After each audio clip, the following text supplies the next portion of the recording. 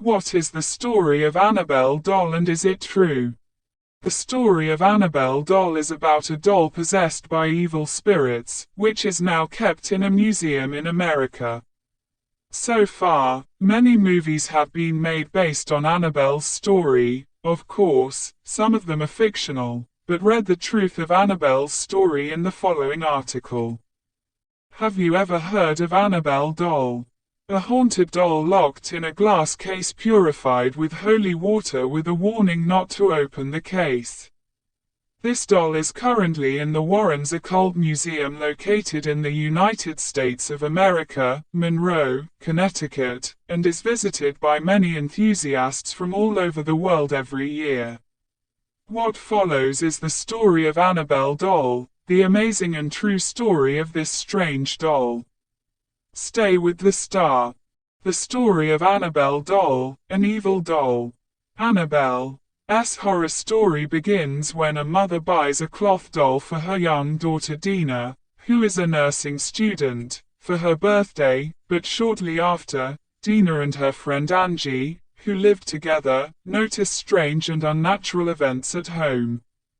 For example, when they returned home from work, the place of the doll had changed or the cloth doll was in a position that was not possible under normal circumstances.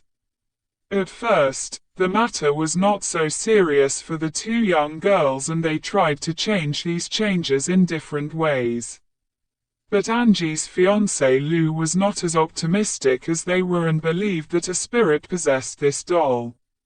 Little by little, the scope of these strange occurrences became wider, to the point where sometimes letters with children's handwriting were seen next to the doll, on which was written in pencil, "Help us," or "Help Lou."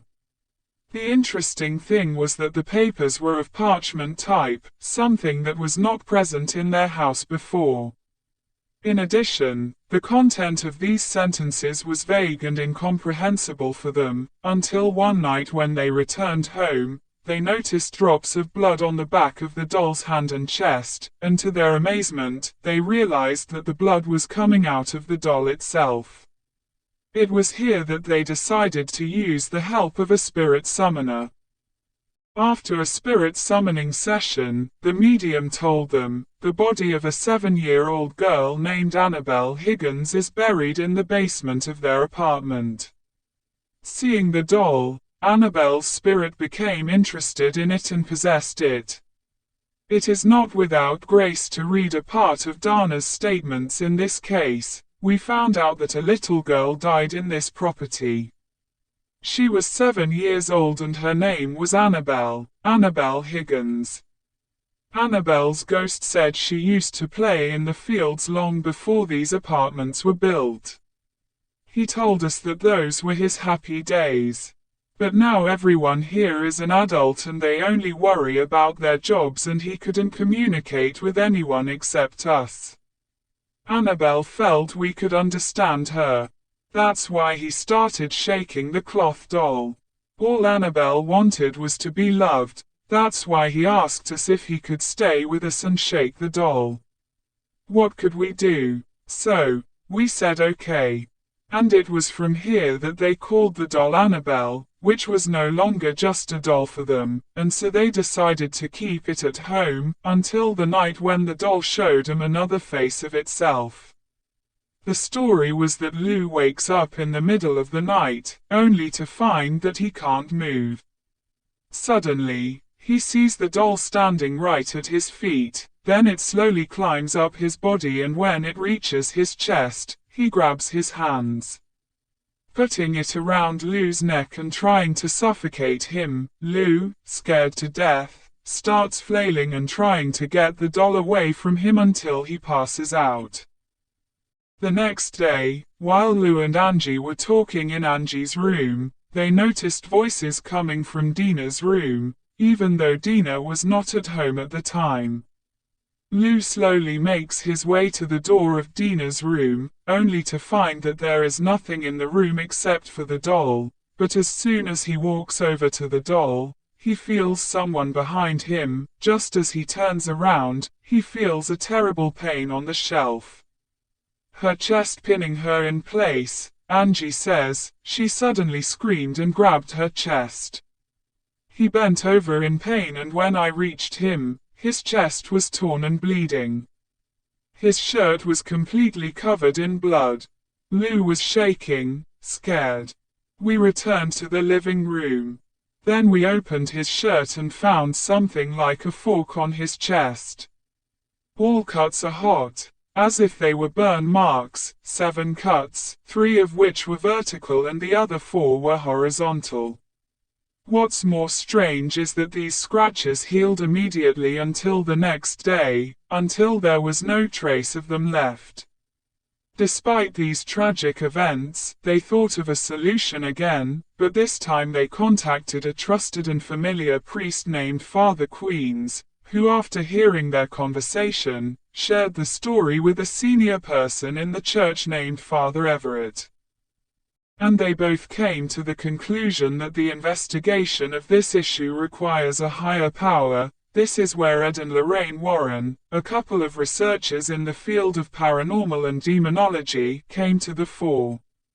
After the necessary investigations, they came to the conclusion that the doll has an evil and inhuman soul.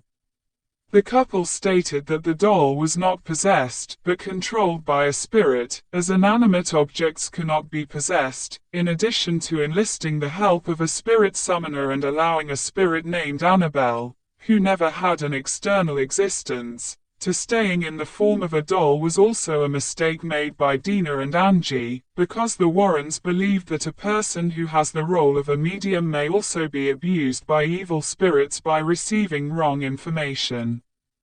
The evil spirit, a negative spirit, starts to create negative phenomena like what happened.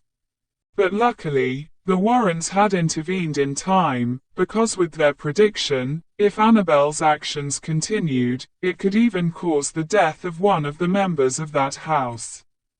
However, according to the Warrens' advice, the only way to force this malevolent inhuman spirit to leave the environment was through the power of the words written in the Book of Exorcism, which was done by Reverend Everett. And after the Warrens take the doll home with them, although they speculate that the evil spirit may not have left the rag doll, a guess that turns into certainty when their car crashes several times along the way, where they had to pour holy water on it to travel this distance safely and to avoid doll attacks. Anyway, Annabelle's doll is now housed in the Ed and Lauren Warren Museum, a museum full of cursed and strange antiques and objects that the couple has collected from their files over the years. The doll is kept in a glass box with a "Do Not Open" warning, while the frames of the box are soaked in holy water. Although Annabelle has not moved since her imprisonment, she is said to have exacted her deadliest revenge during her captivity.